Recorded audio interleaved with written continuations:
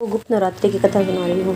गुप्त नवरात्रि से जुड़ी प्रामाणिक एवं प्राचीन कथा यह है कि इस कथा के अनुसार एक समय ऋषि श्रृंगी भक्तजनों को दर्शन दे रहे थे। अचानक भीड़ से एक स्त्री निकलकर आई और करबद्ध होकर ऋषि श्रृंगी से बोली कि मेरे पति दुर्व्यसनों से सदा घिरे रहते हैं, जिस कारण मैं कोई पूजा पाठ नहीं कर पाती हूँ, धर्म और भक्ति से जुड़े पवित्र कार्यों का संपादन भी नहीं कर पाती, यहाँ तक कि ऋषियों को उनके हिस्से का समर्पित भी नहीं कर पाती हूँ। मेरा पति मांसाहारी है, जुहारी है, लेकिन माँ दुर्गा की सेवा करना चाहती हूँ।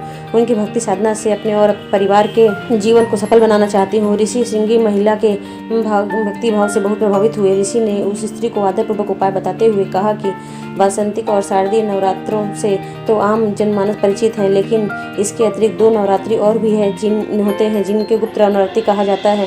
उन्होंने कहा कि प्रकट नवरात्रों में 9 देवियों की उपासना होती है और गुप्त नवरात्रों में 10 महाविद्याओं की साधना की जाती है।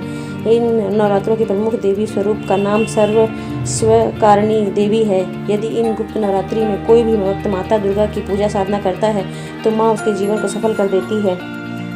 ऋषि श्रृंगी ने आगे कहा कि लोभी, कामी, व्यसनी, मांसाहारी अथवा पूजा पाठ न कर सकने वाला भी यदि गुप्त नवरात्रों में माता की पूजा करता है तो उसे जीवन में कुछ और करने की आवश्यकता ही नहीं रहती। उस स्त्री ने ऋषि श्रृंगी के वचनों का पूर्ण श्रद्धा करते हुए गुप्त नवरात्रि की पूजा की।